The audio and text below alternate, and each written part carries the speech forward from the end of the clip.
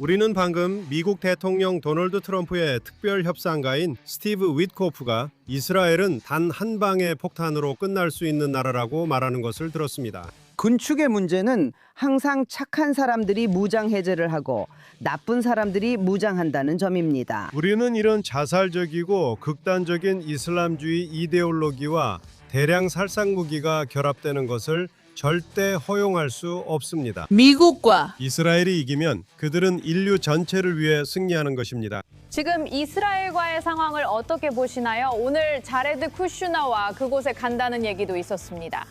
이스라엘이 이란의 에너지 인프라를 폭격하는 것에 대한 우려를 해소하기 위해서일 수도 있는데요. 그 부분은 어떻게 되고 있나요? 우리가 계획했던 방문은 이견을 해소하기 위한 것이라기보다는 사실 저는 큰 이견이 있다고 생각하지 않습니다. 우리와 그들의 최종 목표가 같은가요? 제 생각에는 이렇게 말씀드릴 수 있을 것 같습니다. 이스라엘은 단 한 방의 폭탄으로도 끝날 수 있는 나라입니다. 한 번의 폭탄이면 그들은 끝장입니다. 그래서 이스라엘에게는 이 문제가 졸립이 걸린 문제입니다. 하지만 우리는 이제 이 공격 미사일 방어막을 통해 이란이 다시 말해 핵 개발 노력을 보호해야 했다는 것도 알 수 있습니다. 그리고 그것이 중동 국가들에서 일으키고 있는 혼란을 볼 수 있습니다. 제 말은 그들이 하고 있는 일은 기본적으로 그 지역에서 가졌던 모든 지지를 상당히 약화시키고 있다는 겁니다. 아무도 그들을 이웃으로 원하지 않기 때문이죠. 저는 마크 레게브이고 공동 진행자 루티 블룸과 함께합니다. 그리고 우리는 방금 스티브 윗코프 미국 대통령 도널드 트럼프의 특별 보좌관이자 특별 고문, 특별 협상가가 이스라엘은 한 방이면 끝나는 나라라고 말하는 것을 들었습니다. 루티 블룸, 의견은 어떠신가요? 저는 그가 한 말이 이 전쟁을 비판하는 모든 사람들의 주장과 모순되기 때문에 정말 인상적이라고 생각해요. 특히 거래의 달인인 윗코프 씨가 그렇게 말했다는 점이 더 인상적이에요. 그리고 몇 달 동안 우리는 걱정했었죠. 그는 마치 무슬림 지도자들과 대화하고 싶어하고 거래의 가능성이 있다고 말하는 것처럼 보였어요. 그런데 결국 그는 가능성이 없다는 것을 인정했죠. 하지만 그가 설명하고자 했던 것은 이스라엘이 미국보다도 더 존립의 위기에 처해 있다는 것이고 미국은 이스라엘과 함께 한다는 것이며 이스라엘이 그런 상황에 있다는 것이었어요. 이스라엘이 한 방이면 끝나는 나라이고 핵폭탄 한 방으로 사라질 수 있다는 말은 정말 강력한 발언이에요. 물론 그건 강력한 발언이죠. 그리고 사실 중동의 핵 확산에 관한 학술 문헌에 익숙한 사람이라면 누구나 잘 알고 있는 개념이에요. 그러니까 냉전 시절에 소련과 미국이 대립하던 때에는 사람들은 제2격 능력에 대해 이야기했어요. 그리고 우리가 어떻게든 핵 교환이 일어나더라도 우리 국민에게 제한적인 피해만 입고 살아남을 수 있다는 얘기였죠. 그리고 학자들은 중동에 대해 글을 쓸 때 이스라엘에 대해서는 그게 사실이 아니라고 했어요. 지리적으로 우리가 아주 작은 나라니까요. 우리는 예전에 소련이 그랬던 것처럼 또는 오늘날 미국이 여전히 그렇듯이 넓은 대지가 아닙니다.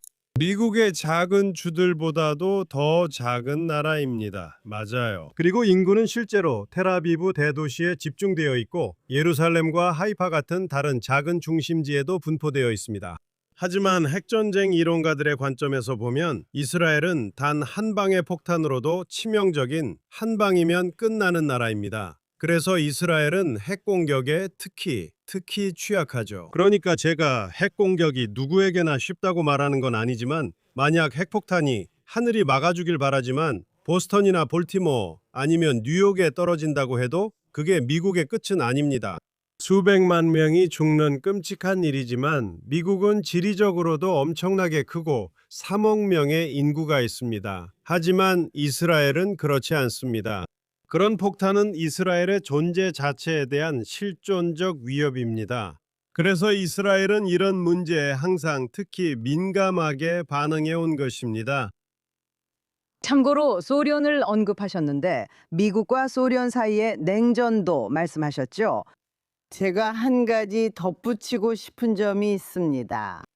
고 중동 학자 버나드 루이스는 몇 년 전에 미국과 러시아 혹은 소련이 상호 확증 타결을 전제로 대치하는 것에는 큰 차이가 있다고 말했습니다. 다시 말해 한쪽이 핵무기를 발사하면 동시에 서로를 공격하게 되고 그렇기 때문에 일종의 억지력이 된다는 것입니다.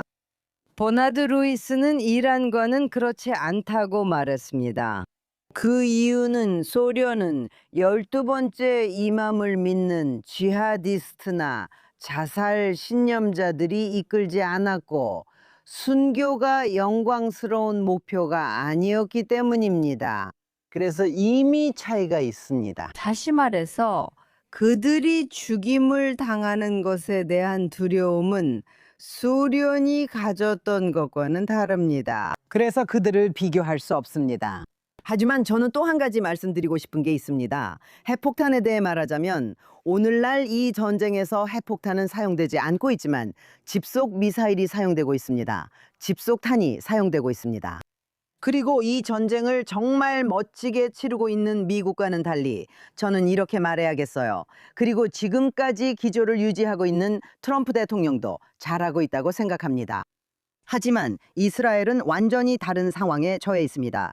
우선 이스라엘 공군이 이란에서 싸우고 있을 뿐만 아니라 지금은 지상군을 포함한 병력도 레바논에서 헤즈볼라와 싸우고 있습니다. 이 모든 것이 동시에 일어나고 있습니다. 그리고 미국이 겪고 있는 상황과 매우 다른 또 다른 점은 우리의 인구 밀집 지역이 아침, 점심, 저녁으로 폭격을 당하고 있습니다. 그리고 우리는 대피소로 달려가고 있습니다. 그래서 한편으로는 두더지 잡기 게임을 하고 있는 것 같아요. 마치 팩맨 컴퓨터 게임처럼요. 한편으로는 우리는 공격 작전을 수행하고 있고 동시에 방어 작전도 하고 있습니다. 맞아요. 그리고 저는 당신이 처음에 언급하신 이 사람들이 자살을 불사할 수도 있다는 말씀을 이어가고 싶습니다. 그리고 우리는 자살폭탄범이라는 개념이 이슬람 극단주의자들에 의해 정말 최고 수준으로 끌어올려졌다는 점을 기억해야 합니다. 그 개념은 우리가 우리의 대의를 위해 죽는다는 것입니다. 과거에도 가미카제나 자신의 대의나 나라를 위해 기꺼이 자살을 감행한 사람들이 있었던 것은 사실입니다. 하지만 이슬람주의자들에 의해 정말 새로운, 더 높은 수준으로 끌어올려졌습니다. 그곳에서는 순교와 천국에 가는 것, 그리고 뭐였죠? 70여 명의 처녀와 관련된 이야기 등 모든 것을 포괄하는 이데올로기가 되었습니다.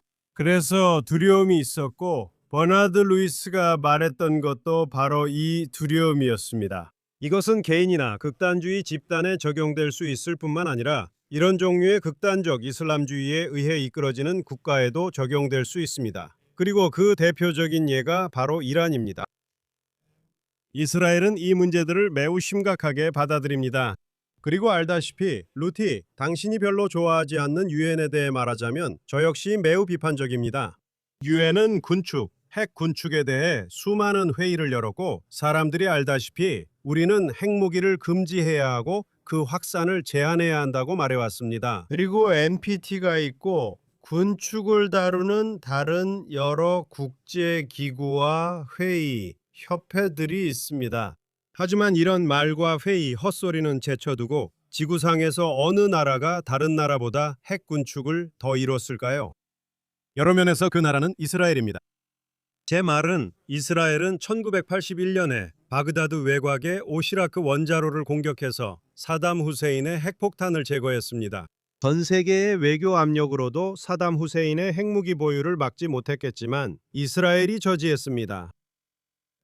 그리고 제 생각에 2007년이었죠. 이스라엘은 아사드의 핵 원자로도 제거했습니다. 그 원자로 역시 북한의 지원을 받았죠. 시리아인들도 핵폭탄을 만들려고 했던 겁니다. 다시 한번 이스라엘이 그 원자로를 제거했고 원자로를 파괴해서 아사드 정권의 핵 위협을 끝냈습니다. 물론 아사드와 사담 후세인 모두 잔인한 바트당 독재자들이었고 사람들을 학살하는데 아무런 거리낌도 주저함도 없었습니다. 그리고 마지막으로 작년과 올해 2025년과 2026년 이스라엘과 미국이 아야톨라들의 핵 프로그램에 대해 매우 단호하게 대응했습니다. 그래서 저는 현재 작전의 핵심 이유 중 하나가 바로 그것이라는 점을 이해해야 한다고 생각합니다. 제가 예루살렘과 워싱턴에서 말했듯이 우리는 이런 자살적이고 극단적인 이슬람주의 이데올로기와 대량 살상무기, 이 경우에는 핵무기가 결합되는 것을 결코 허용할 수 없습니다. 그리고 루티, 제 말에 반박하기 전에 한 가지만 더 말씀드리고 싶습니다. 1981년 이스라엘이 사담의 원자로를 파괴했을 때 미국이 우리를 비난했다는 점을 상기시켜드리고 싶군요. 2007년에 우리가 아사드의 핵 원자로를 파괴했을 때 미국은 우리에게 노란불, 어쩌면 청신호를 줬지만 그들은 어떤 방식으로든 관여하지 않았습니다. 그리고 이번에는 미국과 이스라엘이 함께 핵 위협에 맞서고 있습니다. 저는 이런 발전이 마음에 듭니다. 이스라엘은 예전에는 혼자였죠. 그 다음엔 이스라엘에게 조용한 파트너가 있었습니다. 그리고 오늘날에는 미국과 이스라엘 사이에 이 핵 프로그램을 완전히 끝내기 위한 적극적인 파트너십이 있습니다. 글쎄, 네가 말한 어떤 것에 대해서도 나는 반박할 게 없어. 굳이 덧붙이자면 나는 한 가지를 추가하고 싶어. 그게 바로 문제야. 군축의 문제는 항상 착한 사람들만 무장 해제하고 나쁜 사람들은 계속 무장한다는 거야. 총기 규제도 마찬가지고. 그건 정말 여러 면에서 사실이야. 게다가 우리가 이슬람 공화국에서 봤듯이 나쁜 행위자들은 협정에 서명하더라도 절대 믿을 수 없어. 그러니까 그들의 비핵화 약속이나 민간 원자력 발전소만을 위한 열망 같은 것들도 마찬가지야. 그러니까 서방은 약속을 지키지만 나쁜 행위자들은 그렇지 않아. 그 점을 꼭 덧붙이고 싶었어. 이제 다른 이야기를 해보자. 지금 우리는 핵탄두, 그리고 이란의 핵물질에 대해 이야기하고 있어. 또한 트럼프 대통령은 그 점을 매우 분명히 밝혔다. 하지만 지난 며칠 동안 많은 사람들이 트럼프가 자기 모순에 빠졌다고 말했어. 왔다 갔다 하며 핵폭탄은 안 된다고 했다가 다시 거의 다 됐다고 말한다. 우리는 전쟁 목표를 달성했고 전쟁이 거의 끝났다고 말하고 있어. 그리고 다른 한편으로는 이슬람 공화국을 더 강력한 힘, 훨씬 더 강한 힘으로 계속 위협하고 있어. 그리고 우리는 전쟁부 장관 핏 헥세스가 그것을 말하는 것도 봤어. 그래서 질문은 이거야. 혼재된 메시지가 있는 걸까? 이들이 일부러 애매하게 말해서 테헤란을 혼란스럽게 하려는 걸까? 있잖아, 너는 어떻게 생각해? 내 생각에 미국은 해야 할 일을 하고 있다고 봐. 즉, 선택지를 열어두는 거지. 왜냐하면 아무도 이 상황이 어떻게 전개될지 모르니까. 이 상황이 어떻게 될지 아무도 몰라. 하지만 분명한 건 그들이 선택지를 배제하지 않았다는 거야. 한편으로 어떤 점에서는 그들이 매우 분명해. 자, 그들은 작전의 목표가 이란이 핵무기를 갖지 못하게 하고 이란의 핵 프로그램을 파괴하는 것이라고 말해. 그들은 이란 탄도미사일 프로그램도 파괴하겠다고 해. 그리고 그들은 이란의 다른 정권이 들어서길 바란다고 말해. 하지만 그걸 어떻게 추진할지는 고려할 요소도 많고 변수도 많아. 그리고 한쪽 극단에는 우리가 예전에 얘기했던 베네수엘라가 있어. 미국이 지도자를 제거했던 베네수엘라 사례가 있지. 부지도자가 들어와서 갑자기 미국에 아주 우호적으로 변했고 서로 간섭하지 않고 지내게 됐어. 이란에서도 가능할까? 잘은 모르지만 이론적으로 가능할 수도 있다. 또 다른 가능성은 미국이 개입해서 정권이 바뀔 때까지 끝내지 않겠다고 말하는 거야.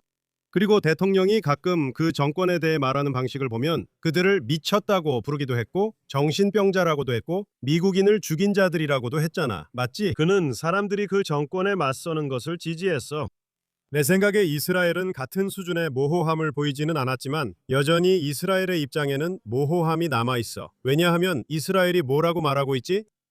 핵 프로그램을 없애고 탄도미사일도 없애라. 이스라엘은 아주 강하게 덧붙여서 미국도 가끔 언급하는 테러 대리군 문제를 강조해. 즉, 이란이 더 이상 레바논, 가자, 예멘, 이라크 등 중동 전역에 이런 테러 대리군을 둘 수 없다는 거야. 그리고 이스라엘 그리고 네타냐후는 아주 영리하게 이렇게 말해. 우리는 이란 국민들이 그들의 나라를 되찾을 수 있는 상황에 도달하길 원한다고. 이스라엘 측은 이란 국민들에게 거리로 나가라고 요구한 적 없다고 밝혔다. 우리도 미국인들처럼 지금이 그럴 때가 아니라며 집에 머물고 위험을 피하라고 했어. 우리는 혁명수비대, 바시지, 군사 인프라를 공격하고 있어. 우리는 정권의 지위, 통제 체계를 공격하며 다른 일들도 하고 있어.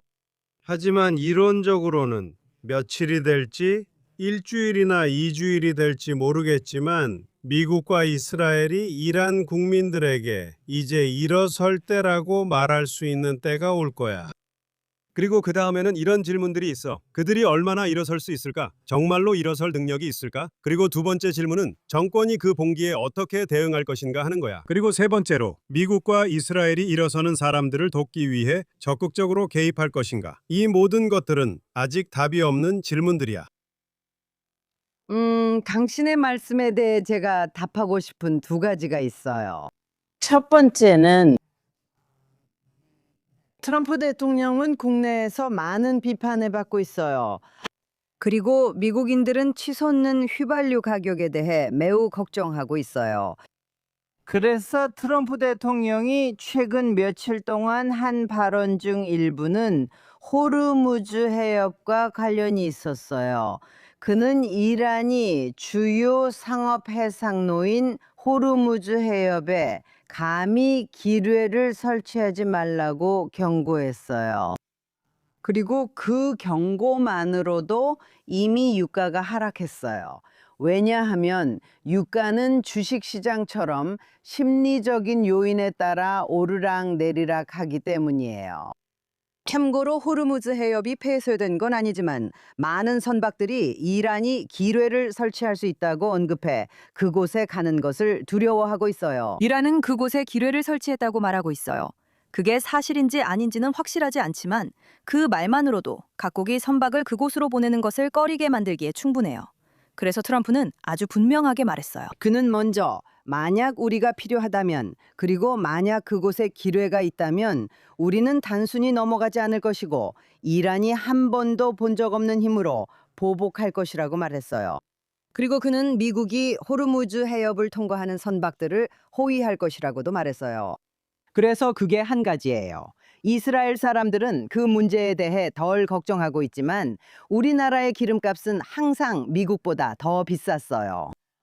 막 차에 기름을 넣을 때 미국인들이 그 가격을 들으면 정말 기겁할 거예요. 믿어도 돼요? 그럼에도 불구하고 그건 걱정거리이고 공화당에게도 중요한 문제예요.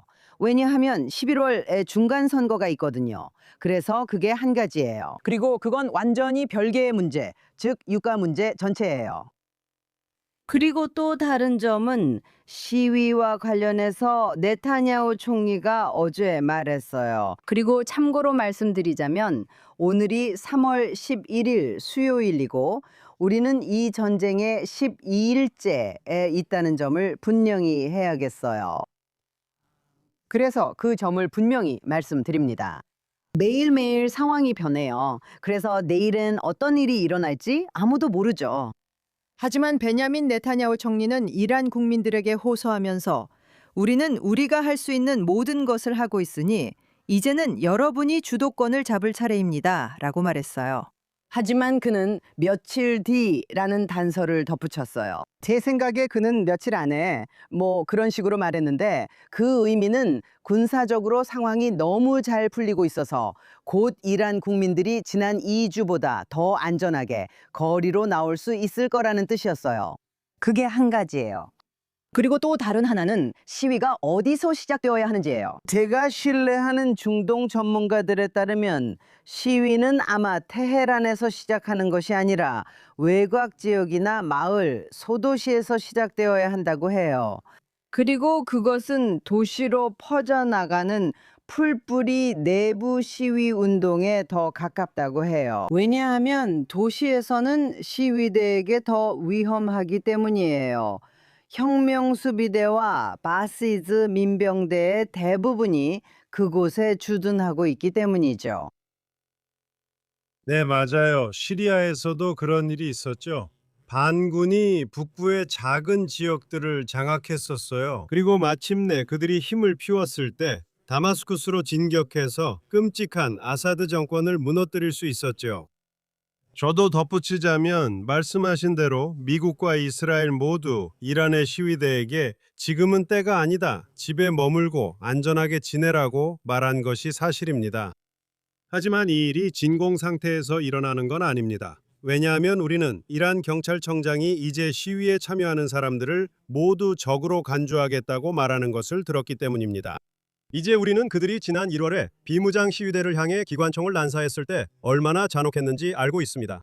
그리고 솔직히 말해서 이 정권은 정말 끝까지 싸울 수도 있습니다. 그리고 저는 정권 교체를 위해 필요한 것은 단순히 거리의 민중의 힘만이 아니라고 생각합니다. 왜냐하면 이 끔찍한 정권이 대중의 10%에게만 지지를 받는다고 해도 그 10%가 총을 들고 사람들을 학살할 의지가 있다면 그들은 권력을 유지할 수 있기 때문입니다. 정권 내부에서 분열이 일어나는 것을 봐야 합니다. 정권 내부에서 균열이 생기는 것을 봐야 합니다. 고위 군 장교들과 고위 경찰 간부들이 일어나서 자신들이 반대편에 섰다고 더 이상 이슬람 공화국을 지지하지 않는다고 말하는 모습을 봐야 합니다. 그리고 처음에는 혼돈이라고까지는 말하고 싶지 않지만 그런 균열의 시작을 보기 시작하고 있습니다. 며칠 전 이란 대통령이 미사일을 걸프 지역에 더 보내지 않겠다고 발표했지만 같은 날 아침 수천 발이 발사됐죠. 맞죠? 그래서 그 정권이 어려운 시기를 겪고 있다는 것이 분명합니다. 그 정권이 어느 정도까지 무너지고 있습니까? 무장한 사람들, 조직된 세력이 어느 정도까지 반대편으로 넘어갈 것이라고 보십니까? 그건 좀 더 지켜봐야 할 것 같습니다. 저는 단순히 거리에서 평화적으로 시위하는 시민들만으로는 성공적인 혁명이 이루어질 수 있다고 보지 않습니다. 저는 이 끔찍하고 신정적이며 권위주의적이고 심지어 전체주의적인 정권이 자신들이 신의 편에 있다고 생각하기 때문에 1월에 그랬던 것처럼 국민들을 학살할 것이라고 믿습니다. 네, 정말 그렇습니다. 하지만 중요한 점이 있어요. 모든 보고서에 따르면 정권 내에 심각한 균열이 있다고 합니다. 그리고 있잖아요. 당신이 언급했듯이 대통령인 페제시키안이 걸프 국가들에게 우리가 미안하다거나 사과했다거나 우리는 그렇게 하지 않을 거라고 아니면 우리가 그렇게 하지 않았다고 말했다고 하셨죠. 뭐 그런 식으로요. 그리고 약 1시간 후에 라리자니가 그건 거짓말이라고 사실이 아니라고 우리는 계속 그렇게 할 거라고 말했죠. 그곳에서는 상반된 발언들이 나오고 있어요. 그리고 또 하나 중요한 점은 혁명 수비대에서 이탈자가 나오고 있다는 소식도 듣고 있다는 거예요. 저는 바시지에 대해 잘 모르지만 혁명 수비대가 이들을 지휘하며 상위 조직입니다. 그리고 트럼프 대통령과 네타냐후 모두 무기를 내려놓고 이탈하면 해를 입지 않을 것이라고 밝혔어요. 그렇지 않으면 당신은 이미 죽은 목숨이에요. 만약 그렇게 하지 않으면 이미 죽은 목숨인 거죠. 그리고 우리는 그들이 임명될 때마다 성직자들이 얼마나 두려워하는지 볼 수 있어요. 다른 성직자가 암살될 때마다 그 후임자는 자신이 다음 차례일까 봐 두려워해요. 그리고 그럴 만도 하죠. 그리고 그건 소위 최고 지도자인 알리 하메네이의 아들에게도 해당돼요. 그리고 있잖아요. 그가 살해됐다는 보고도 있지만 아니면 부상만 입었다는 말도 있죠. 우리는 확실하지 않아요. 하지만 우리가 아는 건 그의 취임식에 그가 없었다는 거예요. 대신 그의 등신대가 있었어요. 그러니까 그건 뭔가를 시사할 수 있죠. 그가 공개석상에 나타나기엔 너무 두려워하고 있다는 뜻일 수도 있고 아니면 실제로 병원에 입원해서 약해 보이고 싶지 않다는 걸 수도 있어요. 그래서 저는 그게 아주 중요한 포인트라고 생각해요. 왜냐하면 이 사람이 지난 며칠 동안 이미 적어도 형식적으로는 그의 아버지를 대신해서 이란의 최고 지도자가 된 상태죠. 이것도 우스운 일인데 이란은 공화국이어야 하지만 실제로는 그 가족만 정당성이 있어 결국 그 가족이 지배하고 있습니다. 하지만 우리는 영상 성명도 본 적 없잖아요. 그렇죠? 제 말은 이론적으로 그가 공개적으로 나서고 싶지 않았다면 레바논 헤즈볼라의 전 지도자 하산 나스랄라처럼 할 수도 있었겠죠. 나스랄라는 벙커에서 안전하게 영상을 찍고 나중에 그걸 모두가 볼 수 있도록 방송했잖아요. 그렇죠? 그는 그런 것조차 하지 않았어요. 그래서 이 새로운 최고 지도자에게 무슨 일이 일어나고 있는지에 대해 많은 의문이 생기죠. 그리고 그건 또한 이란을 누가 통제하고 있는지, 혹시라도 누군가가 이란을 통제하고 있기는 한 건지에 대한 불안한 의문도 제기합니다. 그리고 특히 제 생각에는 맞든 틀리든 트럼프는 여전히 협상을 선호할 거라고 봅니다. 물론 트럼프의 조건에 따른 협상이겠죠. 우리가 승리했다고 말할 수 있고 그들이 이전에는 동의하지 않았던 모든 조건에 동의하는 그런 협상 말입니다. 하지만 이란에 미국과 진지하게 협상할 수 있는 사람이 있느냐는 의문이 있습니다. 거기에도 물음표가 붙죠. 그래서 어쩌면 선택의 여지가 없을 수도 있습니다. 정권 교체에 반대하거나 정책적 선택이 아니라고 했던 이들조차도 어쩌면 선택의 여지가 없을지도 모릅니다. 왜냐하면 현재 정권의 상태로 볼 때 만약 그것이 완전히 기능을 상실하고 있다면 그럼 어떤 대화를 하든 상대가 누구냐는 의문이 생기기 때문입니다. 지금 처음으로 제가 방금 말씀하신 내용에 조금 이의를 제기하려고 합니다. 그리고 다시 한번 말씀드리지만 이것은 대화와 협상과 관련된 문제입니다. 이 단어들은 이 특정 사안을 다룰 때 매우 위험할 수 있습니다. 트럼프가 무조건 항복을 말할 때, 그리고 그의 비평가들이 그게 무슨 뜻이냐, 그게 무슨 의미냐, 전략이 뭐냐, 그런 건 없다라고 말할 때, 여기서 중요한 것은 그곳에서 협상할 누군가를 찾자는 것이 아닙니다. 만약 교체할 지도자가 있다면, 그리고 참고로 우리가 그 사람이 누구인지 또는 그 일이 언제 일어날지 모릅니다. 예를 들어 이란 국왕의 아들은 이란 밖에 있으며 수십 년 동안 그랬습니다. 일부 사람들은 그러니까 적어도 임시 정부를 위한 다음 희망이라고 믿지만 협상을 위해서가 아닙니다. 무조건 항복이라는 개념은 항복하는 쪽이 협상력을 전혀 갖지 못한다는 것입니다. 협상이 아닙니다. 그는 항복하는 것입니다. 그는 백기를 들고 있습니다. 그는 무기를 내려놓고 있습니다. 그는 전쟁에서 패배하고 끝이 납니다. 하지만 루시, 그런 상황에서도 누군가는 항복해야 합니다. 그리고 제 주장은 만약 그 정권이 완전히 기능을 상실했고 아무도 통제하지 못한다면 항복할 사람도 없을 수 있다는 것이었습니다. 그리고 그러면 제2차 세계대전 이후에 그랬던 것처럼 모든 일본 군인들이 적어도 전설에 따르면 실제로 몇 명이었는지는 모르겠지만 황제가 이미 항복한 지 20년이 지난 후에도 무인도에서 계속 싸우고 있었죠. 네. 이란을 대표해서 실제로 항복할 수 있는 사람이 어느 정도까지 존재하느냐는 거죠. 그리고 저는 이것이 반드시 물어봐야 할 어려운 질문이라고 생각합니다. 당신이 아주 정확하게 말씀하셨듯이 대통령이 무조건 항복을 원한다고 했죠. 이것은 제2차 세계대전 때 루스벨트와 처칠이 했던 유명한 발언으로 일본과 나치 독일이 무조건 항복해야 한다는 것이었습니다. 하지만 대통령은 비슷한 시기 뉴욕타임스 인터뷰에서 베네수엘라 결과를 한 가지 가능성, 선호하는 결과로 본다고 했습니다. 이란에 대해서도 비슷하게 말했습니다. 대통령은 여러 말을 했습니다. 그리고 그는 상황 전개를 지켜보며 선택지를 열어두고 있다고 생각합니다. 분명히 그들이 내일 항복하면 그는 기꺼이 받아들일 것입니다. 하지만 전쟁에서는 다시 한번 말하지만 실제로는 아무것도 생각했던 대로 정확하게 흘러가지 않습니다. 가끔 예상보다 일이 더 잘 풀릴 때도 있습니다. 이스라엘과 미국 모두 현재 계획 이상으로 잘 진행되고 있다고 합니다. 솔직히 말하자면 이스라엘에서는 우리 민간인에게 수백 발의 로켓을 발사할 수 있고 그로 인해 수백 명이 사망할 것이라는 보도가 있었습니다. 그리고 지금까지 물론 사람들이 희생되었고 결코 쉬운 일이 아닙니다. 그리고 당신과 텔아비브 사람들은 한밤중에 3번, 4번씩 폭탄 대피소로 가기 위해 잠을 깨야 했습니다. 5번이요. 몇 번이나요? 5번이요. 5번이요. 죄송합니다.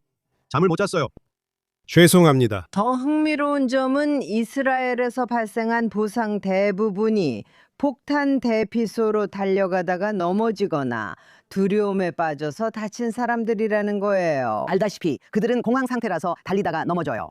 사실 대부분의 부상은 미사일 때문이 아니라 이런 상황에서 발생해요. 네, 사망자와 부상자가 몇 명 있었지만 사실 가장 많은 수는 대피소로 가는 길에 넘어지거나 미끄러지는 사람들이에요. 웃을 일은 아니지만 그런 사고가 많아요. 그런데 있잖아요. 저는 트럼프의 전쟁의 안개라고도 부를 수 있는 부분에 대해서도 좋은 말을 해주고 싶어요. 알겠죠? 그가 입을 열 때마다 트럼프를 지지하는 사람들과 반대하는 사람들이 모두 이런 이번엔 또 뭐지? 라고 말하죠. 아, 이건 안 돼. 아니면 걸렸어. 봐봐. 트럼프가 물러서고 있잖아. 이런 식으로요. 사실 저는 그가 모두를 혼란스럽게 만드는 것에 대해 좋게 말하고 싶어요. 왜냐하면 그는 적들도 혼란스럽게 하고 있으니까요. 그리고 피트 헤그셋은 기자회견 중 하나에서 이렇게 말했어요. 참고로 그는 기자들에게 매번 전략이 뭐냐? 지금 무슨 일이 벌어지고 있냐? 이런 질문을 받거든요. 그는 그 질문에는 대답하지 않겠습니다. 라고 말해요. 제가 뭔가를 말해서 적들이 우리 작전을 알게 놔둘 것 같습니까? 이건 정말 중요해요. 우리는 여기서 본질에 집중해야 하고 누군가가 어떤 발언을 할 때마다 전쟁이 일어나기 전처럼 모든 쉼표와 마침표에 집착해서는 안 돼요. 그때 우리는 그렇게 했었죠. 항공모함이 중동으로 이동하고 전투기가 이스라엘 지역으로 이동할 때조차도 얼마나 많은 사람들이 이런 트럼프가 협상하려고 하나 봐 라고 말했는지 아세요? 위트코프와 쿠슈너가 제네바에서 이란인들과 협상하고 있나 봐요. 그러니까 그런 것들에 신경 쓰지 말고 실제로 무슨 일이 일어나고 있는지 보자는 거예요. 그리고 지금 일어나고 있는 일들은 정말로 고무적이에요. 그리고 그게 우리가 전쟁을 좋아한다는 뜻이라고 생각하는 사람은 바보예요. 알겠죠? 모두가 전쟁을 싫어해요. 이런 종류의 전쟁은 수많은 다른 전쟁들과 전 세계의 테러리즘을 끝내는 것을 목표로 하고 있어요. 이 분쟁에서 목숨을 잃은 이스라엘인과 미국인들 정말 끔찍한 일 아닙니까?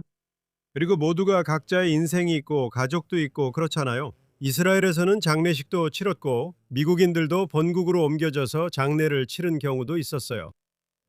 지금까지 솔직히 말해서 미국 군인 사상자가 이스라엘보다 더 많아요.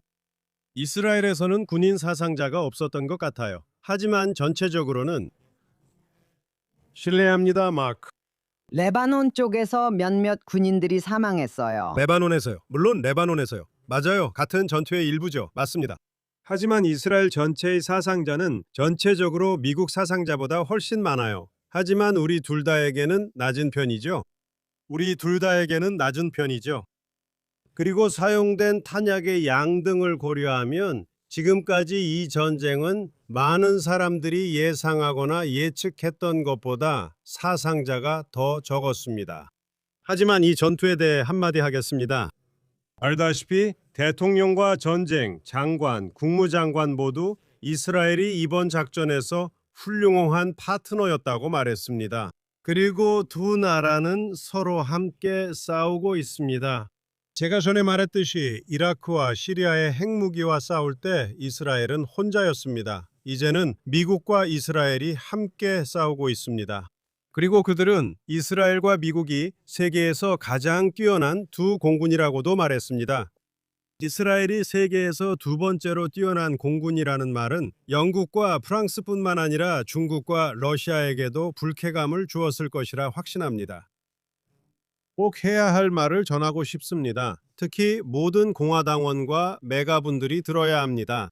수년 동안 미국은 동맹국들에 대해 비판적이었습니다. 유럽의 나토 동맹국이든 호주나 일본 같은 나라들이든 말이죠.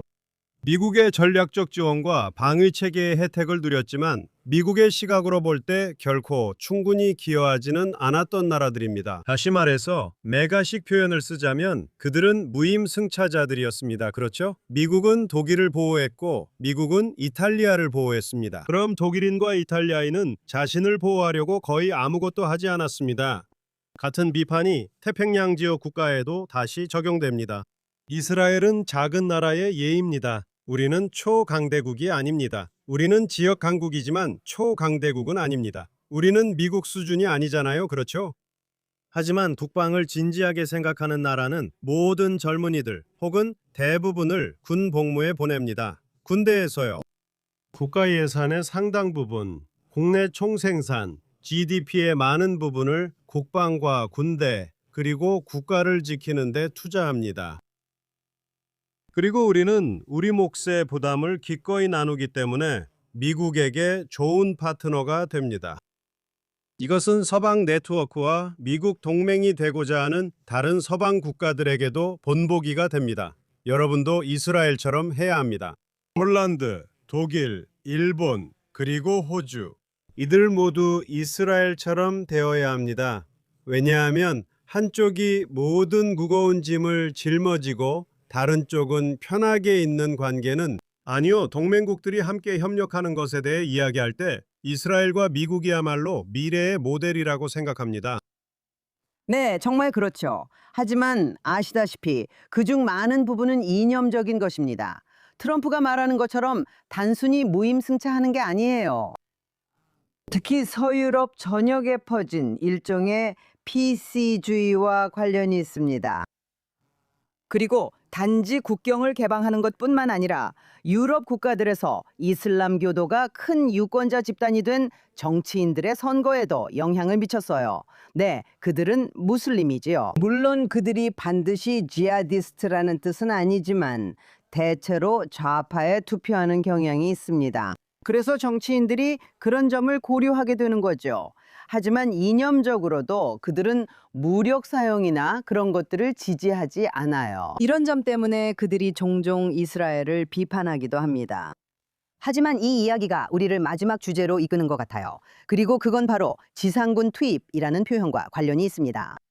그래서 트럼프가 전쟁이 곧 끝날 거라고 하거나 그런 식으로 암시하면서도 동시에 지상군 투입 가능성을 배제하지 않는다고 말했어요. 그리고 미국인들은 지상군 투입이라는 말을 들으면 시신 운반 가방이나 그런 것들을 떠올려요. 그리고 이라크와 아프가니스탄에서의 수렁에 대해 이야기하죠. 이것들은 베트남 전쟁 때부터 있었어요. 참고로 미국인들은 원래 전쟁을 좋아하지 않았어요. 2차 세계대전에 참전하는 데조차 얼마나 오랜 시간이 걸렸는지 보세요. 그래서 지상군 투입이라는 말을 들으면 미국인들은 겁을 먹어요. 비록 미군은 이 전쟁을 전적으로 지지하고 있지만 말이죠. 통계적으로도 우리는 그 사실을 알고 있어요. 실제로 미군에서 복무하고 있는 사람들은 이 전쟁을 지지하고 있어요. 하지만 대부분의 미국인들은 군 복무를 하지 않아요. 미국은 더 이상 의무 복무가 없거든요. 어쨌든 실제로 현장에 투입되는 병력이 있다면 그들은 이란에 있을 거예요. 우리가 모르는 것도 당연해요. 다시 말하지만 적이 다음 움직임을 알지 못하도록 많은 잘못된 정보와 의도적인 허위 정보가 퍼지고 있으니까요. 하지만 실제로 현장에 투입되는 병력이 있다면 이스라엘 군일 거라고 생각해요. 그리고 그런 병력이 필요하다면 두 가지 이유 때문일 거예요.